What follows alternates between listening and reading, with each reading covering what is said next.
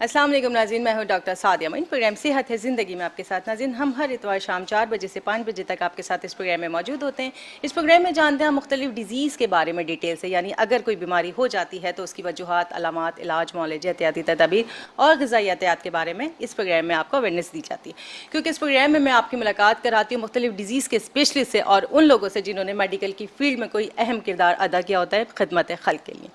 तो इस प्रोग्राम में मुख्तलिफ डिजीज़ के बारे में हम बात कर चुके हैं और हमारी कोशिश होती है कि हम थोड़े से टाइम में आपको जितनी ज़्यादा अवेयरनेस दे सकें, इतनी हमारे लिए खुशी की बात है। और आज का जो टॉपिक हमने डिसाइड किया है वो बहुत अहम टॉपिक है डेंटिस्ट्री के हवाले से, यानी हमारी ओरल हेल्थ, हमारी मुंह की सेहत।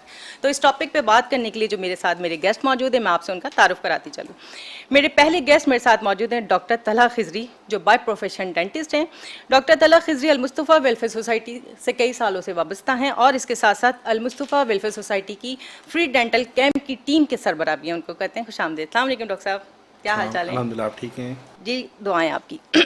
और नाज़रीन, मेरी जो अगली डॉक्टर हैं वो भी बाय प्रोफेशन डेंटिस्ट हैं, उनका भी आपसे तारुफ कराती चलूँ। मेरे साथ मौजूद हैं डॉक्टर माहदेम, उनको कहते हैं खुशामदीद। अस्सलाम वालेकुम डॉक्टर साहिबा, क्या ठीक ठाक? बहुत शुक्रिया आप दोनों की आमद का। तो जनाब, सबसे पहले मेरा एक पसंदीदा सवाल होता है कि डॉक्टर से मुझे ये पूछना होता है कि आपने इस प्रोफेशन का इंतखाब क्यों किया कि आप डेंटिस्ट बनना चाहते हैं? अच्छा, वैसे तो मेरे वाले साहब डॉक्टर हैं, तो मुझे डॉक्टर बनने का ही शौक था। अच्छा।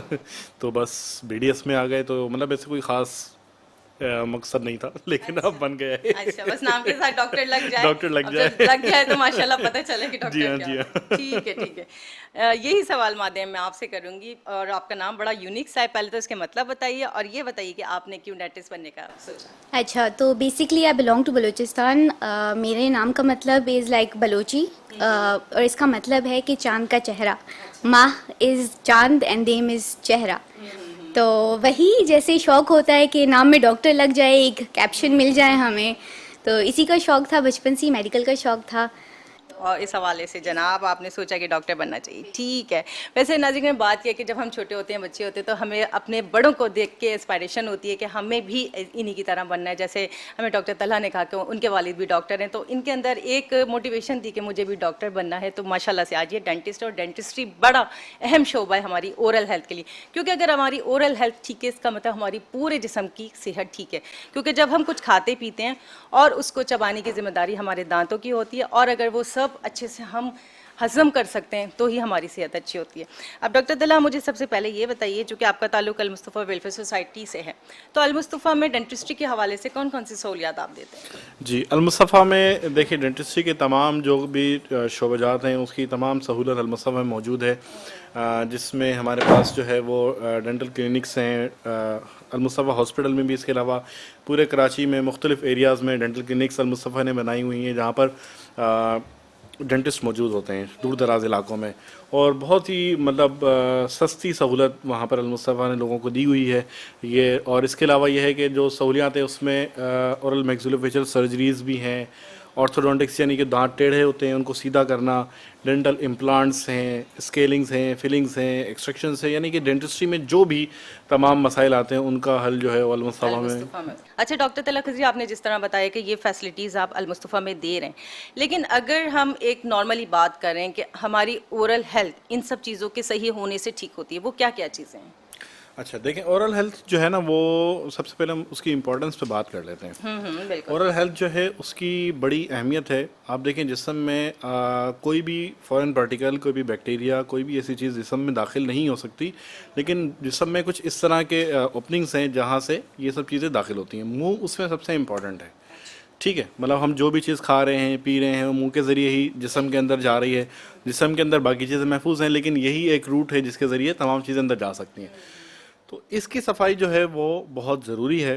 अगर आप मुंह की सफाई का ख्याल नहीं रखेंगे तो ये ओवरऑल आपकी जो सेहत है उसके ऊपर असरअंदाज होता है। इसका हमने एक स्लोगन बनाया था, oral health is equals to overall health. बिल्कुल। ठीक है, तो इसमें आप देखिए कि एक इन्फेक्टिव एंडोकार्डाइटिस जो है एक दिल की बीमारी है, वो मुंह की सफाई ना रहने की वजह से अच्छा। वो बीमारी होती है, बिल्कुल। इसके अलावा प्री मेच्योर बेबीज़ जो हैं उसको भी है कि अगर फीमेल जो प्रेग्नेंट हैं, अगर उनको पेरिडोंटाइटिस है, यानी कि मुंह की सफाई का ख्याल नहीं रखा हुआ, उनको मसूड़ों की बीमारी है, तो उसकी वजह से प्री मेच्योर बेबी और लो वेट अच्छा। यस, बेबीज की जो है, इसके अलावा यानी कि हमारी ओरल हेल्थ बहुत ज़्यादा इम्पोर्टेंट है हमारी ओवरऑल हेल्थ के लिए। हेल्थ के लिए। इसके अलावा अल्जाइमर डिजीज़ जो है, यानी कि जो जहन हाफिज़े से इसका ताल्लुक है, इसका भी डायरेक्ट लिंक है ओरल हेल्थ के हवा ओरल हेल्थ से। अगर आपका ओरल हेल्थ अच्छी नहीं होगी तो आपकी मेमोरी के ऊपर इसका बहुत इफेक्ट आता है। इसके अलावा अगर आप इस्लामी पॉइंट ऑफ व्यू से भी देखें तो नबी करीम सल्लल्लाहु अलैहि वसल्लम ने इसके ऊपर बहुत ज़्यादा जो है वो हमें बार बार मिसवाक के ज़रिए हमें तलकीन की है ओरल हेल्थ की। मतलब आमतौर पे हम ये सुनते हैं कि 5 टाइम मिसवाक करनी चाहिए, लेकिन ऐसा नहीं है। जब आप मिसवाक के बारे में पढ़ेंगे तो आप सल्लल्लाहु अलैहि वसल्लम जो है वो घर से बाहर जाते हुए, घर में वापस आते हुए, सोने से पहले, दोस्तों से यानी कि किसी से मुलाकात से पहले, इवन के यानी कि ये बात हमें अखलाकियात भी सिखा रही है कि अगर हमारे मुंह साफ है, हम किसी से बात कर रहे हैं तो हमारे महक आनी चाहिए मुंह से। जी जी बिल्कुल बिल्कुल। इस इवन के आप सल्लल्लाहु अलैहि वसल्लम का जब ये हदीस इसका मफहूम है कि आप सल्लल्लाहु अलैहि वसल्लम को जब ज़ाहिरी विसाल करीब आया तो तब भी आप सल्लल्लाहु अलैहि वसल्लम ने हज़रत आयशा से जो है वो मिसवाक सुभान अल्लाह, बड़ी प्यारी मिसवाक बात है। के बाद जो है वो उनका ज़ाहिरी विसाल हुआ। तो इसकी इम्पोर्टेंस मतलब इतनी ज़्यादा है। तो और इसके अलावा जो है वो मतलब मैं यही कहूँगा कि हर 6 महीने में जो है वो आपको विजिट करना विजिट चाहिए। करना चाहिए। उसमें ये होता है कि जो भी छोटी छोटी भी इश्यूज होते हैं वो वहीं पर ही ठीक हो सकते हैं। अगर आप रेगुलर विजिट नहीं करते हैं तो रेगुलर विजिट ना करने की वजह से ये होता है कि वो मसाइल बड़े हो जाते बड़े हैं, हो जाते। तो फिर जाहिर है उसके बाद ठीक है जनाब। नाज़रीन, हम जिस तरीके से डॉक्टर तला खजरी ने हमें बताया कि हमारी ओरल हेल्थ अगर अच्छी है, इसका मतलब है कि हमारी पूरे जिस्म की सेहत अच्छी है। वो किस तरीके से, अगर अल्लाह ना करे हमारे मुंह में किसी भी किस्म की प्रॉब्लम हो जाती है, दांत टूट जाते हैं, कैविटी हो जाती है, दांत अपनी जगह छोड़ देते हैं किसी बीमारी की वजह से, चाहे वो शुगर है, ब्लड प्रेशर है, या खुदा न खासा किसी एक्सीडेंटल कंडीशन में दांत टूट जाते हैं, जॉज टूट जाते हैं, या हमारे मसूड़ों में सूजन हो जाती है, तो भी हमारी सेहत डिस्टर्ब हो जाती है। तो इस बारे में हम डॉक्टर मादेम से जानते हैं। डॉक्टर मादेम, मुझे ये बताइए कि हमारी रोज़मर्रा की रूटीन क्या होनी चाहिए, कि हमें दिन में कितनी बार ब्रशिंग करनी चाहिए और अपनी हेल्थ का कैसा ख्याल करना हो रहा है। ओके, तो जैसे कि हमें पता है कि ओरल हेल्थ बहुत इंपॉर्टेंट है हमारे लिए, ठीक है। दिन में 2 बार ब्रश करना, सही टेक्निक के साथ ब्रश करना इज़ वेरी इंपॉर्टेंट। स्पेशली रात के टाइम पे ब्रश करना, क्योंकि मिलियंस ऑफ माइक्रो ऑर्गेनिजम्स होते हैं हमारे मुंह में, मिलियंस ऑफ बैक्टीरियाज होते हैं। नॉर्मली तो उनका कोई नुकसान नहीं होता, लेकिन हम अगर उनको इन्वायरमेंट प्रोवाइड करते हैं तो वो नेगेटिव इम्पैक्ट उनका हो सकता है। रात के टाइम पे ये होता है कि आप देखें, कुदरती निज़ाम ही ऐसा है, जैसे कि हमारा सलाइवा वो क्लीन आउट करता है, क्लींस आउट करता है हमारे मुंह को। हम कुछ भी खाते हैं तो cleans out to the day routine, वो क्लींस आउट हो जाता है सलाइवा के थ्रू, ठीक है। सलाइवा इज़ थूक। तो रात के टाइम पे अगर हम ब्रश नहीं करेंगे, सलाइवा कंटेंट हमारा कम हो जाता है। ऑलरेडी इतना हमने एनवायरनमेंट के थ्रू अपने मुंह को एक्सपोज कर दिया है, तो रात के टाइम पे ब्रश करना इज़ वेरी इंपॉर्टेंट। अच्छा, सुबह नाश्ते के बाद ब्रश करना फॉर 30 मिनट्स नाश्ते आफ्टर। से पहले कर रहे होते हैं। लोग नाश्ते से पहले कर रहे होते हैं, ये इतनी अवेयरनेस नहीं होती लोगों में। तो दिस इज़ वेरी इंपॉर्टेंट कि 30 मिनट्स, नाश्ते के 30 मिनट्स के बाद ब्रश करना। Okay, floss daily, mouth wash at least दिन में 1 बार इज़ वेरी इंपॉर्टेंट। अच्छा, इसके साथ साथ अपनी टंग, ज़ुबान को भी साफ़ रखना इज़ वेरी इंपॉर्टेंट। अच्छा, जी, जो कि हम सोचते भी नहीं जो कि हम सोचते भी नहीं। इसमें बिल्कुल, छोटी छोटी चीज़ें होती हैं, छोटी छोटी बातें होती हैं जिस पे हमारा फोकस नहीं होता और अवेयरनेस नहीं होती। तो दिस रूटीन अगर पूरे दिन में हम ये कर लें, ये अच्छा, आपने बेसिक एक मेंटेनेंस सही है। टेक्निक का बताया, हाँ जरा ये थोड़ा सा प्लीज बिल्कुल बताइएगा। बिल्कुल। ब्रशिंग टेक्निक की जो डॉक्टर माधव ने बात की, कि मैं भी जब यूनिवर्सिटी में नहीं आया था और बीडीएस में एडमिशन नहीं लिया था तो हमें भी प्रॉपर ब्रशिंग टेक्निक की जो है वो मालूमात नहीं थी।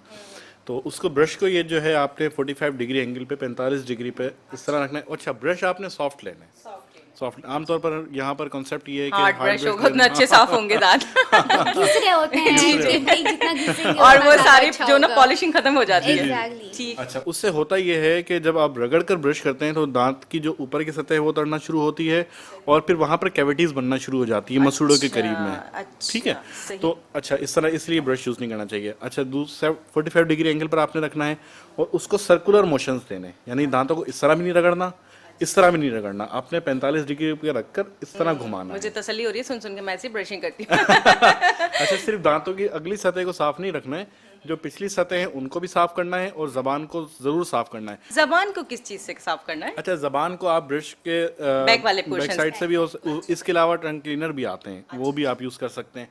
अच्छा, इसके अलावा जो है दांतों का खिलाल, फ्लॉसिंग जिसको कहते हैं, वो बहुत इंपॉर्टेंट है। उसकी क्या होता है, जब आप ब्रश करते हैं तो दांतों के आगे जो भी जमा हुआ है सब चीज़ें वो तो क्लीन हो जाती हैं, लेकिन जो दांतों के दरमियान में स्पेस है वहाँ पर जो चीज़ आ जाती है, खाना आ जाता है, वो क्लीन उससे नहीं हो पाता। खलाल करना सुन्नत यस, भी है। उसको सुन्नत भी है। अच्छा, उसको सही। बैक्टीरियाज जो है, दरअसल जो बीमारी की वजह बनता है मसूड़ों की, वो वही खाना बनता है जो दांतों के दरमियान में फंसा होता है। तो उसके लिए फ्लॉस करना बहुत ज़रूरी है। अच्छा, इसके अलावा आप आसान हो गया है कि ब्रशेज आ गए हैं, इंटरडेंटल ब्रशेज उसको कहते हैं। आप एक तरफ से उसको मतलब सामने वाली साइड से अगर उसको दाखिल करेंगे तो वो दूसरी साइड से खाना बाहर निकल आएगा। अच्छा, इसमें एक और मुझे बात ये याद आई, अक्सर लोग जो है टूथपिक का इस्तेमाल करते हैं, तो उसका इस्तेमाल बिल्कुल नहीं करना तो फिर चाहिए। खलाल किस चीज़ से होगा?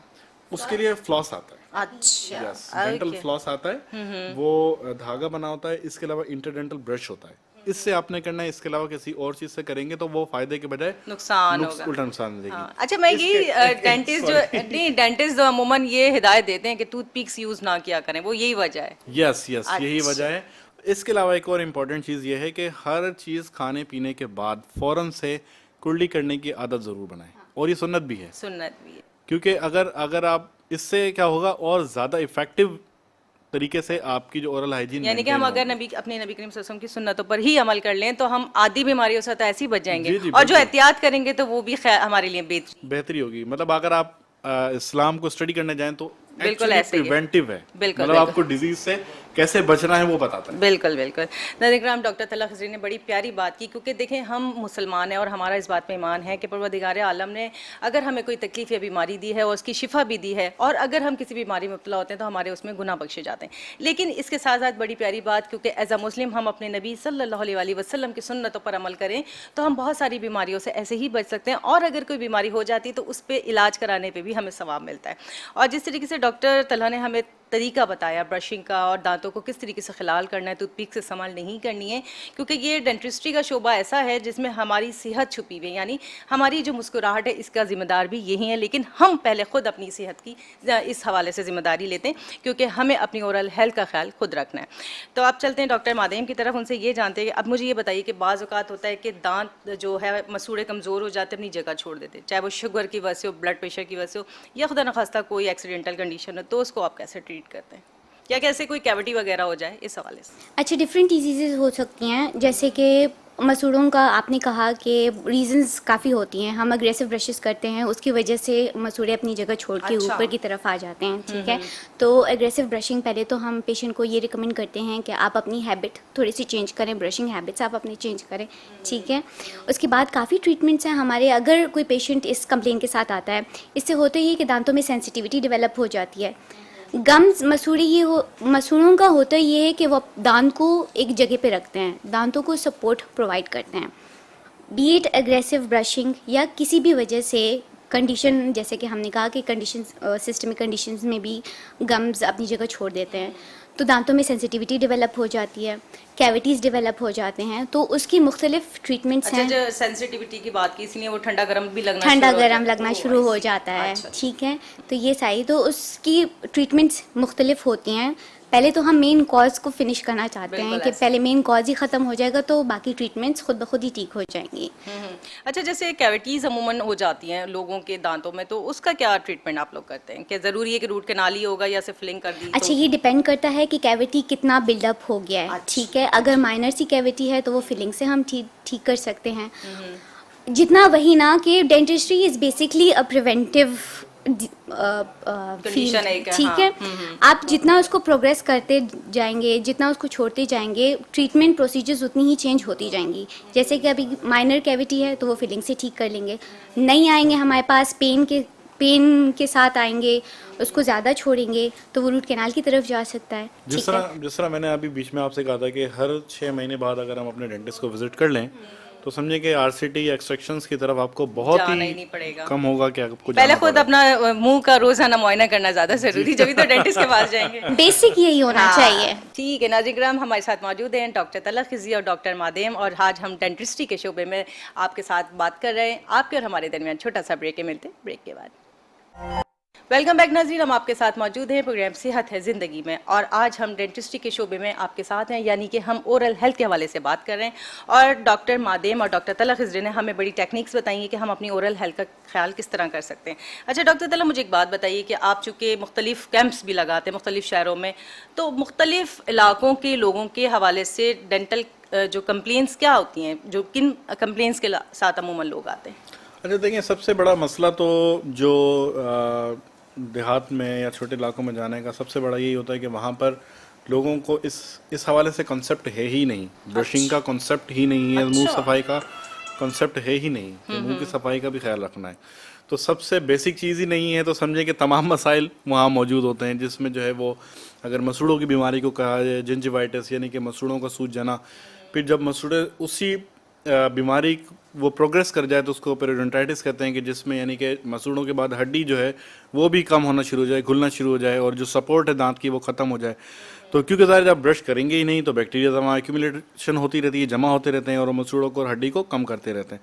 इसके अलावा कैविटीज़ के मामला वहाँ मतलब तमाम ही वजूहात वहाँ मौजूद रहेंगी जब ब्रश ही लोग नहीं करेंगे।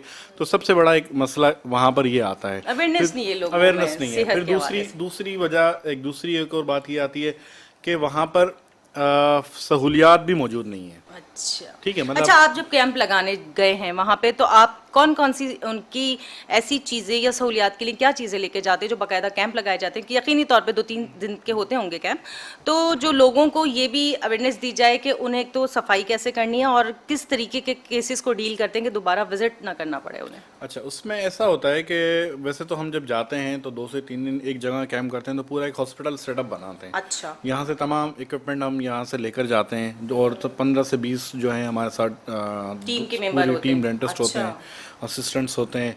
तो उसमें पूरा सबसे पहला तो तरीकाकार ये होता है कि पेशेंट आते हैं, उनको पहले डायग्नोस किया जाता है। उस डायग्नोस के बाद हम देखते हैं कि जिस तरह के सिंगल विजिट प्रोसीजर्स हैं, जैसे दांतों की सफाई है, मैंने कहा कि लोग सफाई करते ही नहीं हैं, तो समझे हमने उनको एक दफ़ा स्केलिंग करके उनको ब्रशिंग टेक्निक बता दी, तो समझे एक प्रिवेंटिव एक जो है वो हमने उसको चीज़ दे दी कि ठीक है, मज़ीद जितना ख़राब हो गया, मज़ीद ख़राब होने से महफूज हो जाएगा। इसके अलावा अगर कोई फिलिंग है, कोई एक्सट्रैक्शन या दांत निकलने का कोई केस है, या इवन रूट कैनाल्स भी जो हैं हम वो, लेकिन रूट कैनाल्स जो है हम लिमिटेड करते हैं, क्योंकि ज़ाहिर है 15-20 पेशेंट से ज़्यादा की हम रूट कैनाल्स इन 2-3 दिन में नहीं कर सकते। और इसके अलावा दांत लगने जो होते हैं लेकिन रिमूवेबल, निकालने लगाने वाले दांत जो होते हैं, वो भी हम कैंप्स में ट्रीटमेंट प्रोवाइड करते हैं। अच्छा, आपको ये लगती है इस बात की ज़रूरत कि जब आप कैंप्स के लिए जाते हैं, पूरी इतनी बड़ी टीम जा रही है, कि लोगों को एक अवेयरनेस जो सेमिनार टाइप का किया जाए, उन्हें बताया जाए कि ये है क्या और हम आए क्यों हैं, इस टाइप की भी उसमें होता ही है कि क्योंकि पहले से पब्लिसिटी हुई होती है कि इस दिन कैंप होना है, तो लोग पहले से, क्योंकि हमारे यहाँ तो हम थोड़ा सा कराची में रहते हैं, थोड़ा लेट उठने की आदत है, तो वहाँ पर भी हम अगर 10 बजे शुरू करते हैं तो वो लोग तो जल्दी वहाँ पर जमा हुए होते हैं। सो समझे कि वेटिंग एरिया में 100-200 पेशेंट्स बैठे होते हैं। अच्छा। तो उसमें 100-200 पेशेंट जब वेटिंग एरिया में बैठे होते हैं, तो वहाँ पर हम जो है ये सेशन करते हैं। अच्छा, वहाँ पर हम जो प्रोजेक्टर है वो साथ लेके जाते हैं, उसमें पूरी वीडियोस चल रही होती हैं, ब्रशिंग टेक्निक के बारे में बताया होता है, उनके और मतलब जो मसाइल हैं डेंटिस्ट्री के हवाले से, उसके हवाले से गाइड करते हैं। जो अताई इस फील्ड में बहुत ज़्यादा हैं, उस हवाले से उनको गाइड करते हैं कि अगर अताई के पास ना जाएं, अगर जाएंगे तो ये इश्यूज़ होते हैं, और उसके बाद आपके साथ ये मसाइल, जी बिल्कुल, ये मसाइल आपके साथ पेश आ सकते हैं। डॉक्टर मादेम की तरफ चलेंगे और उनसे ये जानेंगे कि आपके पास अमूमन लेडीज़ किन कंप्लेंट्स के साथ आती हैं कि उनको ये प्रॉब्लम है, और ड्यूरिंग द प्रेगनेंसी अगर किसी को विजिट करना तो कितने टाइम पे बात करना चाहिए? अच्छा, प्रॉब्लम्स की अगर बात की जाए लेडीज़ की, तो एज रिलेटेड होता है डिफरेंट। जैसे अगर कोई फीमेल प्यूबर्टी रिलेटेड डिजीज़ हो सकती हैं, प्यूबर्टी रिलेटेड जिंजिवाइटिस हो सकती हैं, तो यंग गर्ल्स हमारे पास इस कंप्लेन के साथ आती हैं। ठीक है।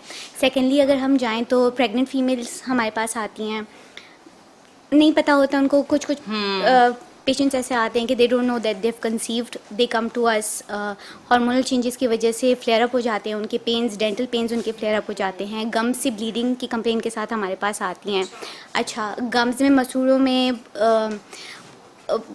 कहते हैं कि इश्यूज़ डेवलप होती हैं। अच्छा, जैसे आप ये बता रही हैं कि मुख्तलिफ जो कंप्लेंट्स के साथ आती हैं प्यूबर्टल एज में भी या मेंस्ट्रुअल साइकिल के दौरान भी डिफरेंट प्रॉब्लम्स आती हैं। होते ये है कि हार्मोनल चेंजेस की वजह से ये सारी चीज़ें। ये बताइए कि स्ट्रेस का कितना असर होता है हमारे दांतों पे? टेंशन का, स्ट्रेस का कितना असर होता है? काफ़ी असर होता है, काफ़ी असर होता है। स्ट्रेस में हमें फील नहीं होता, लेकिन हैबिचुअली क्या करते हैं कि हम दांत घिसना शुरू कर देते हैं रात के टाइम पे, ठीक है, उससे हमारे दांतों पे इफ़ेक्ट हो जाता है, दांत सेंसिटिव होना स्टार्ट हो जाते हैं। अच्छा, इसमें जैसे मैं थोड़ा ऐड हाँ, करता एक हूँ। बात मैं इसकी क्लियर करती हूँ। जैसे हमारा ये दांत हैं परवरदिगार ने बनाए, इसकी सारी नर्व्स हमारी दिमाग की तरफ भी जा रही है कि हमारे सर में दर्द होता है तो अमूमन बड़े बूढ़े कहते हैं कि अगर आपको फ्लू है, नज़ला है, तो आपके जॉज में भी दर्द होगा या आपके गम्स में भी दर्द होगा। ये क्या रिलेशन है आपस में? अच्छा, इसमें ये है कि वो जो गम्स हैं, वो जो नज़ले की वजह से दर्द होता है, साइनसाइटिस, मतलब चेहरे, हमारे जो साइनस चेहरा है, हाँ हाँ। उसमें कुछ खाली जगह है जिसको साइनस कहते हैं, वो वहाँ पर जो साइनसाइटिस यानी इन्फ्लेमेशन हो साइनस की, तो उसकी वजह से फिर जो ऊपर के जो दांत है उनमें फिर वो पेन होता है, उसका ताल्लुक है। जी हाँ, बिल्कुल। इसके अलावा जो आपने स्ट्रेस की बात की, स्ट्रेस की वजह से होता ये है कि आपकी जो कुव्वत मुदाफ़ियत है वो कम हो जाती है, यानी कि जो लड़ने की कुव्वत है अगेंस्ट बीमारी, वो कम हो जाती है। तो जिसकी वजह से क्या होता है कि जो बैक्टीरियाज वहाँ पर मौजूद हैं वो स्ट्रॉन्ग हो जाते हैं। तो स्ट्रॉन्ग हो जाते हैं, ठीक है। अपॉर्चुनिस्टिक इन्फेक्शंस जो हैं उसमें आ जाते हैं, जिस तरह के फंगल इन्फेक्शन, जिसमें बहुत सारे ऐसे होते हैं जो स्ट्रेस की वजह से फंगल इन्फेक्शंस हो जाते हैं। इसके अलावा मायोफेशियल पेन, ये पेशेंट्स बहुत ज़्यादा मिसडाइग्नोस होते हैं। आमतौर पे क्या होता है कि इस तरह के पेशेंट्स जो है ना, वो सर में दर्द है, गर्दन में दर्द है, वो डिफरेंट कंप्लेंट्स दे रहे होते हैं। जगहों के पास, ईएनटी के पास, मतलब डिफरेंट लोगों के पास जा रहे होते हैं, लेकिन क्योंकि उनका सोचने का तरीका का डिफरेंट है, ये नहीं होता, तो वो पेशेंट मिसडाइग्नोस होते हैं। अभी मेरे पास रिसेंटली एक पेशेंट आया पंजाब से, जो कि 1 साल से इसी मसले के साथ जो है ना, वो 1 साल से इलाज करा रहा था, लेकिन कोई भी उसको असर नहीं हो रहा था, क्योंकि वो प्रॉपर किसी डेंटिस्ट के पास या मैक्सिलोफेशियल सर्जन के पास नहीं गया था। उसको तो आमतौर ज़हन में पर नहीं आ रहा होगा क्लिनिक्स मुझे प्रॉब्लम क्या है। आमतौर पर क्लिनिक्स पे और इस तरह के वो जब आया वहाँ पर, हमने उसे डायग्नोस किया, उससे जब हिस्ट्री ली स्ट्रेस की, तो उसने सारी चीज़ें बताई और ये कहा कि हाँ, आपने जिन जगहों पर चेक किया है, इन जगहों तक अभी तक किसी डॉक्टर ने चेक ही नहीं किया। अच्छा। कि मुझे तो ये, हाँ, इस तरह के जो पेशेंट्स होते हैं जिनको इस तरह के मसाइल हों, वो काइंडली डेंटिस्ट के पास एक दफ़ा ज़रूर विजिट करें, ठीक है, ताकि अगर उनको मायोफेशियल पेन है तो वो डायग्नोस हो सके और अमूमन उसका कंप्लेन ये इलाज कर हो रहे सके। होते हैं कि मेरे सर में दर्द के साथ मेरे चेहरे में भी दर्द हो रहा है, बस वो अपनी सादे अल्फाजों में बोलती है ना जी, आवाम, जी, तो जी, उनको जी। ये आइडिया ही नहीं होता कि ये प्रॉब्लम हो क्या रही है। और अभी समझें कि कोविड के बाद से ना इन पेशेंट्स की तादाद बहुत ज़्यादा बढ़ गई है। अच्छा। जी हाँ, मतलब स्ट्रेस जो है, स्ट्रेस लेवल बहुत ज़्यादा बढ़ चुका है। मैं अपनी प्रैक्टिस अच्छा, में मैंने बहरहाल- ये भी देखा है कोविड के बाद लोगों में इंक्रीज हुआ है स्ट्रेस लेवल, बहुत ज़्यादा सेंसिटिव हो गए लोग इस बिल्कुल हवाले से। बिल्कुल, मैं वही कह रहा हूँ, अपनी प्रैक्टिस में मैंने अभी कोविड के बाद से इतने ज़्यादा इसकी जो है वो नंबर ऑफ पेशेंट ज़्यादा देखा है, पहले इतना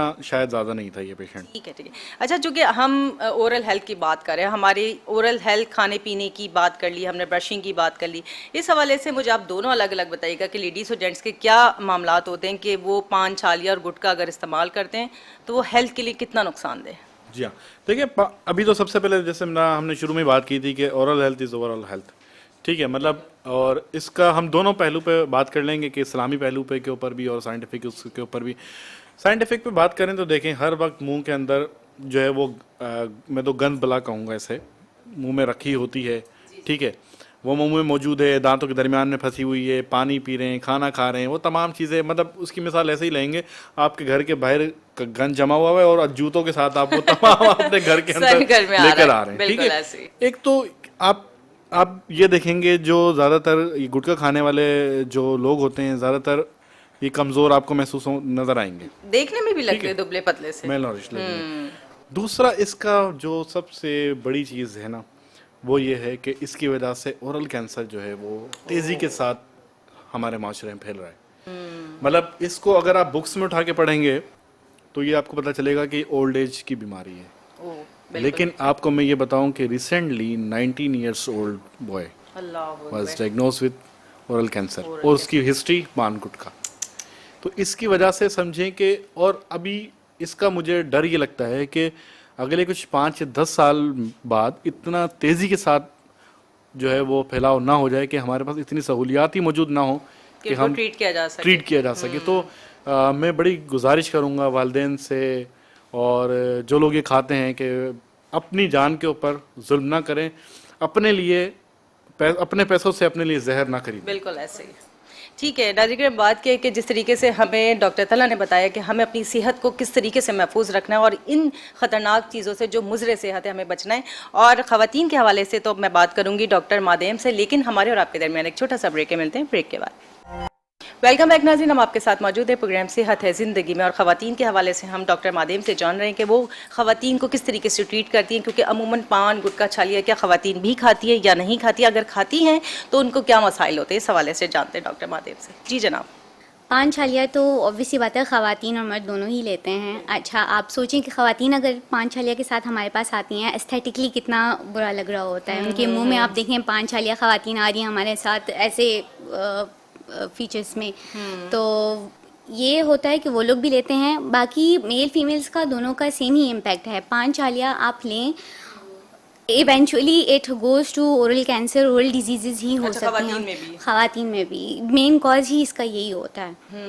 अच्छा चलिए, ये ख़वातीन तो बात हो गई कि हमें एहतियात करने की बात है। सबसे पहले तो एक होता है ना फर्स्ट इंप्रेशन कि हमारी मुस्कुराहट पे हमारे दांतों का कलर बड़ा नुमाया और साफ़ सुथरा होना चाहिए, लेकिन वो तो अजीब ऑरेंज कलर के आई थिंक हो रहे होते पान की वजह से। हाँ। वो एक आपकी जो पर्सनैलिटी भी डाउन करते हैं। पर्सनैलिटी भी डाउन करती हैं, आपका इम्पैक्ट ही बुरा होता है इस चीज़ का। अच्छा, इस हवाले से मुझे बताएं कि हमने ख़वातीन की बात कर ली, जेंट्स की बात कर ली, बच्चों के हवाले से कि कितनी उम्र से इनको ब्रशिंग स्टार्ट करानी चाहिए और किस केयर के साथ? ओके, सो बच्चों में this is very important. Parents इस चीज़ को इतना इन्फ्लुएंस नहीं करते, इसको नज़रअंदाज कर देते हैं इस चीज़ को। जितना हमारा ओरल हेल्थ इंपॉर्टेंट है अडल्ट्स का, उतना बच्चों का भी इम्पॉर्टेंट है। उनका ओरल हेल्थ केयर करना 7 इयर्स की एज से स्टार्ट कर देना चाहिए। अच्छा। और ये पेरेंट्स के इन्फ्लुएंस में ही होगा। अब माँ का फ़र्ज़ बनता है कि वो उनमें हैबिट डाले, दिन में 2 बार ब्रश करना। अच्छा, उनके लिए इसको एक्टिव बनाएं कि वो दिलचस्पी से लें, दिलचस्पी से ब्रश करें, दिन में 2 बार। टेंशन ना समझे, परेशानी ना समझें इस चीज़ को, क्योंकि हम अगर ज़बरदस्ती, आजकल के तो बच्चे आपको पता है कि किसी अगर हमें भी बोलें कि ज़बरदस्ती कुछ करो तो हम मना कर देंगे इस चीज़ पे। तो उनके लिए थोड़ा सा एक्साइटेड बनाएं इसको। अगर वो खुद इस चीज़ को फॉलो करेंगे तो बच्चे भी उनके फुटस्टेप्स में फॉलो होंगे, ठीक है? क्योंकि हमारा फर्स्ट हम देखते हैं अपने पेरेंट्स को ही देखते हैं कि जो वो कर रहे होते हैं हम वैसे ही करते हैं। वैसे जिस तरीके से आपने बच्चों की हैबिट्स के हवाले से बात की, अमूमन जब बच्चों के दांत जो निकलते हैं वो तिरछे हैं, टेढ़े हैं, तो छोटे बच्चे तो बड़ा तंग करते हैं, किस तरह ट्रीट किया जाता है उनको? मुख्तलिफ ट्रीटमेंट्स होती हैं। हम पहले ये करते हैं कि एज ट्रीटमेंट्स हमारे पर एज डिपेंड करते हैं कि किस किस एज पे हम बच्चे को देखते हैं कि किस एज में हमारे पास आ रहा है, उससे रिलेटेड फिर हम ट्रीटमेंट प्लान करते हैं उनके लिए। अच्छा हाँ, डॉक्टर तला खिजरी, जिस तरीके से आपने मुझे बताया ओरल हेल्थ के हवाले से, हमारे दांतों की सेहत के लिए, स्ट्रॉन्गनेस के लिए, गम्स के लिए कौन सी ग़िज़ाएँ हमें रोज़ाना लेनी चाहिए, या वाइटामिन्स हैं या जैसे फ्रूट्स हैं, वेजिटेबल्स हैं, इस हवाले से थोड़ा बताएं। अच्छा, इसमें देखें ज़्यादा इम्पोर्टेंट जो होता है ना वो ये है कि किस तरह के ना लें। अच्छा, ये जिस तरह के स्टिकी फूड्स हैं, जिस तरह के मीठे इस तरह का होता है कि जो दांतों में चिपक जाता है, हाँ, वहाँ रह जैसे जाता है, टॉफीज़ वगैरह होती टॉफीज़ वगैरह हैं, वो ज़्यादा नुकसानदेह होती हैं। इसके अलावा जो आपकी दांतों की जो ज़रूरियात हैं वो समझें कि जो टूथब्रशेज़ हैं और टूथपेस्ट हैं, सॉरी, उनमें इस तरह के मिनरल्स मौजूद होते हैं जिससे वो पूरी हो जाती हैं। लेकिन मसूड़ों की जब आप बात करते हैं तो मसूड़ों की सेहत के लिए आपको सेहतमंद ग़िज़ाएँ जो हैं वो बहुत ज़रूरी है। इसमें विटामिन सी बहुत ज़्यादा ज़रूरी है। विटामिन सी की कमी की वजह से जो है वो मसूड़े जो है वीक हो जाते हैं, उनसे खून आना और इन सब चीज़ें की, तो ये इस तरह का ये ज़रूरी है। मतलब मसूड़ों की सेहत की बात करें तो उसके लिए इम्पॉर्टेंट है कि आप सेहतमंद ग़िज़ाएँ खाएँ। लेकिन जो है दांतों की अगर बात करें तो उसमें इस तरह के स्टिकी फूड्स हैं, ये सब चीज़ें हैं, अवॉइड करना चाहिए। अगर चलें आप खाते भी हैं तो फ़ौरन से कुल्ली करके ब्रश करके उसको रिमूव करने की आदत ज़रूर बनाएं। अच्छा, विटामिन सी की बात करी आपने, हमें कंटिन्यू कितने मंथ्स तक विटामिन सी ले सकते हैं? कंटिन्यू ही लेना है या गैप भी करना होता है? नहीं, ये 15 डेज तक का इसमें होता है कि 15 डेज उसमें देखते हैं, फिर फर्दर वो कंडीशन के ऊपर डिपेंड करता है कि अगर कंडीशन बेटर है तो ठीक है, वरना फिर उसको कंटिन्यू तो ये भी उस सूरत में हम कहते हैं कि पहले आप अपनी हैबिट्स तो चेंज करें, ठीक है? आपके हैबिट्स ठीक होंगे तो इवेंचुअली आपका ओरल हेल्थ भी ठीक होगा। बाकी तो फिर डिपेंड्स आपके अपने हेल्थ पे कि कोई सिस्टमिक कंडीशन हो, उस पे इसका इम्पैक्ट होता अच्छा, है। ये हम जो कवानीन कुदरत पे अमल नहीं करते हैं, रात भर जागना, उल्टे सीधे वक्तों में सोना, खाना पीना, इस हवाले से कितना असर पड़ता है? ये तो बेसिकली मेरी वालदा भी यही कहती हैं कि दिन उठने के लिए है और रात सोने के लिए है। ये कुदरती निज़ाम है, हम इसको फॉलो करते जाएंगे, एक प्रॉपर रूटीन रखेंगे तो जिंदगी बेहतर है। बेहतर है। असल में होता है कि जो परवरदिगार आलम ने एक साल हमारी न्यू प्रोडक्शन का जो टाइम है वो रात का रखा है सूरज के डूबने के बाद, और वो हम जाग के गुजारते तो वो अमल तो होता ही नहीं है कुदरती तौर पर, और वो एक नेचुरली भी आपके अंदर वो स्ट्रांगनेस या आपकी इम्यूनिटी स्ट्रांग होती ही नहीं है, इस वजह से कि वो ओवरऑल के साथ हमारे दांतों पे भी असर पड़ता है। उसमें ये होता है कि ज़्यादातर ऐसा होता है कि क्योंकि एसिडिटी ज़्यादा रहती है, जो लोग बिल्कुल ज़्यादा बिल्कुल देते ऐसी। हैं, एसिडिटी की वजह से जो आपकी दांतों की पिछली सतह है ना वो गलना शुरू हो जाती है। अच्छा, यानी कि एसिडिटी इतना नुकसान देती है। ठीक ठीक। अच्छा, मुझे एक बात बताएं, जैसे अमूमन हम इस्लामी त्यौहार की बात करें, बड़ी ईद के हवाले से लोग बहुत ज़्यादा गोश्त यूज़ कर लेते हैं, उससे पहले थोड़ी एहतियाती तदाबीर या फिर बहुत ज़्यादा गम्स सॉइल हो जाते हैं तो क्या क्या करना चाहिए? अच्छा, ईद से पहले तो पेशेंट्स हमारे पास ईद के बाद ही आते हैं ज़्यादा कंप्लेन आता है, के साथ, क्योंकि उनको अवेयरनेस नहीं होती है, गोश्त खा रहे होते हैं। तो प्रिवेंटिव मेजर्स तो सारी यही हैं, आपने खुद थोड़ा सा एहतियात रखना है, ज़्यादा गोश्त ना खाएंगे खाएं। तो फिर जाहिर वो सी तो कहते हैं बात ना, है। बस आप इतनी खा लें जो आपकी सेहत के लिए जितनी खा ज़रूरी है और लें आपको कि टेस्ट सेहत के लिए डेवलप होने important के मैं लिए। तो देखिए इस बारे में यही कहूँगा कि पाकिस्तान आज़ाद ही गोश्त खाने के लिए हुआ था तो गोश्त खाएं, सही बात। लेकिन ये है कि फिलहाल अगर आप कर लें तो वहाँ गोश्त के जो ज़रात होते हैं फंसने की वजह से फिर मसूड़ों के मसाइल शुरू होते हैं, तो अगर आप खलाल कर लें उसके बाद और वो कर लें तो फिर वो इसमें मसले शुरू। ठीक है नाज़रीन, हम बात किए कि जो हमारे साथ डेंटिस्ट मौजूद हैं, इन्होंने हमारी ओरल हेल्थ के हवाले से हमें बड़ी टिप्स एंड टेक्निक्स बताई हैं कि हमें ब्रशिंग कैसे करनी है, हमें सोने जागने के टाइमिंग्स को कुदरत के निज़ाम के साथ साथ चलना है। अगर अल्लाह पाक ने रात सोने के लिए बनाई है तो उसको आप सोएं, और सुबह जो सारा दिन आपको अल्लाह ताला ने जागने को दिया उसको जागे, इससे आपकी सेहत पे बहुत अच्छा असर पड़ेगा। और इसके अलावा जो हेल्थ अच्छी रखने के लिए हमें डॉक्टर तला ने और डॉक्टर मादेम ने बताई हैं ग़िज़ाएँ, वो भी इस्तेमाल करनी है। इसके साथ साथ ये बात भी करती चलूँ कि जो ख़वातीन अमूमन आती हैं या मर्द जिनके जो आगे के टीथ हैं वो थोड़ा बाहर की तरफ होते हैं, ब्रसेस वगैरह लगाने की ज़रूरत पड़ती है, तो वो कितने अरसे के लिए लगाए जाते हैं और किस मटेरियल के होते हैं? देन अगेन अगर हम ब्रेसेस की तरफ चले जाते हैं तो हर ट्रीटमेंट प्लान पे डिपेंड करता है किस तरीके से हैं। हम पहले पेशेंट को सही तरीके से एग्जामिन करते हैं, उनको डायग्नोस करते हैं, फिर उनका प्रॉपर ट्रीटमेंट प्लान बनता है, उसके लिहाज से उसके मुताबिक फिर हम टाइम स्पैन पेशेंट को रिकमेंड कम से कम मतलब 1 से 2 साल आप तकरीबन लगा रहता है। अच्छा, एक बात भी मुझे ये बताएं कि अमूमन डेंटिस्ट्री के शोबे के मुतालिक ये कहा जाता है कि ट्रीटमेंट बड़ा महंगा है, तो ये क्यों कहते हैं पेशेंट्स, क्या वजह होती है? अच्छा, ऐसा नहीं है कि ट्रीटमेंट महंगा है, क्या मतलब इक्विपमेंट्स महंगे हैं या स्टरलाइजेशन महंगी, ये बताएं। एक्चुअली क्या होता है कि यही सब चीज़ें हैं, इसमें स्टरलाइजेशन कॉस्ट आ जाती है, इसमें आपका टाइम आ जाता है, इसमें मटेरियल्स एक्चुअली पाकिस्तान में मटेरियल्स ना होने के बराबर हैं। तकरीबन मटेरियल्स जो हैं पाकिस्तान के बाहर से ही इंपोर्ट यहाँ किए जाते हैं, जो भी डेंटिस्ट्री में यूज़ होते हैं, तो मटेरियल्स बहुत महंगे। फिर जाहिर है कि एक टाइम का भी बात आ जाती है। मिसाल के तौर पर अगर मैं दिन में 6 पेशेंट ट्रीट कर सकता हूँ, अगर जाहिर है उसकी भी एक कॉस्ट है, कॉस्ट है, हाँ, लाइफ सही, है, तो उसने भी अपनी लाइफ मेंटेन करनी है डेंटिस्ट ने। अगर वो 100 रुपये में मिसाल के तौर पर वो करेगा तो 600 रुपये, तो वो तो समझे कि स्टरलाइजेशन की कॉस्ट भी उससे बाहर नहीं आती। तो टाइम और मटेरियल ये दोनों मैटर करते हैं। अच्छा, ये भी तो मैटर करता है ना कि अगर देखें हमारा दांत बिल्कुल ठीक है, हल्की सी कैविटी हो गई, जाके जब ये फिलअप करा लिया तो कॉस्ट भी कम है। अब आप रूट कैनाल भी होगा और कैपिंग भी होगी, डेफिनेटली कॉस्ट इंक्रीज होगी। उसमें अल्टीमेटली यही कि अगर आप हर 6 महीने में अगर डेंटिस्ट के पास जा रहे हैं तो फिर ऑब्वियसली आपके दांत रूट कैनाल पे नहीं जाएगा, रूट कैनाल पे नहीं जाएगा तो क्राउन भी नहीं लगेगा, और ये सब चीज़ों से आप महफूज रहेंगे। जस्ट फिलिंग से और स्केलिंग से ही आपकी हाइजीन मेंटेन रहेगी। तो फिर अच्छा, एक बात मेरे जहन में आप दोनों की बातों से आई कि एक बर्तन से अगर 2, 4, 6 लोग पानी पी लेते हैं तो कौन सी ओरल डिजीज़ ट्रांसमिट होने का ख़तरा होता है एक से दूसरे में? ज़्यादातर तो इसमें हेपेटाइटिस है और एड्स हैं, इस तरह की जो बीमारियां हैं इनका ख़तरा ज़्यादा। लेकिन ये ऐसा नहीं होता खुदा न खासा किसी के कोई जख्म वगैरह है तो उसके जर्म्स ट्रांसमिट हो गए, ऐसा तो नहीं होता? कैंसर वगैरह की कैंसर वगैरह के जो पेशेंट्स हैं, देखें ऐसा नहीं है कि उसके कैंसर के पेशेंट ने पानी पिया और गिलास में उन्हें पी लिया। ये भी तो क्लियर हो खाना जाए खासा ना उसकी कि वजह से- कैंसर का मर्ज हाँ। आपकी मतलब लेकिन बॉडी में नेचुरली डेवलप जी, हो रहा जी, है, लेकिन को बेहतर- लगता नहीं है। लगता नहीं है, लेकिन ये बेहतर है कि मतलब अगर आप वो थोड़ा सा अलहदा रखें तो ये ज़्यादा बेहतर रहता है। लेकिन इसका ये नहीं है कि उस गिलास में अगर आपने पी लिया तो खुदा न खासा वो पानी की वजह से आपको हो जाएगा ओरल कैंसर, ऐसा नहीं है। ऐसा लेकिन ये है कि बहरहाल लेकिन आपको एहतियात थोड़ी सी एहतियात रखें तो ज़्यादा अच्छा। अच्छा, यानी कि हम अगर आप दोनों से लास्ट में मैसेजेस की बात करूं कि आप दोनों क्या मैसेज देना चाहेंगे इस हवाले से कि हमारी ओरल हेल्थ बिल्कुल सही रहे ताकि हमारा पूरा जिस्म बाकी का सेहतमंद रहे, इस हवाले से दोनों बताएं। हाँ, मैं यही कहूँगा कि अपनी दांतों की सेहत का, अपनी मुंह की सेहत का बहुत ज़्यादा ख्याल रखें। बहैसियत एक मुसलमान भी हमें जो है इस चीज़ की बहुत ज़्यादा तलकीन की गई है, तो हमें इन सब चीज़ों का ख्याल रखना चाहिए। ताकि हम कॉन्फिडेंट भी रहें। और सबसे बड़ी बात जो हमारा दीन मज़हब हमें फरमाता है, हमें हिदायत देता है कि हमें 5 वक्त जब वज़ू कर रहे हैं, कुल्ली कर रहे हैं, मिसवाक कर रहे हैं, डेफिनेटली हमारे मुंह में जरासीम नहीं जमा होंगे। आप मुझे बताएं मादेम क्या कहती हैं? मेरा मैसेज यही होगा कि डेंटिस्ट्री हमारा एक प्रिवेंटिव फील्ड है, ठीक है। तो आप एहसास रखेंगे, आप अपना ख्याल रखेंगे, हमारे पास we are more than welcome कि आप हमारे पास आएँ। लेकिन इनिशियली आप पे डिपेंड करता है कि आप अपना कितना कंसर्न रहते हैं, अपनी जैसे हम अपने लुक्स के बारे में कंसर्न रहते हैं, हम अपने बाकी हेल्थ के बारे में कंसर्न रहते हैं, तो ओरल हेल्थ भी उतना ही इम्पॉर्टेंट है हमारे लिए कि आप उसके लिए एहसास रखें और उस पर कंसनट्रेट रहें।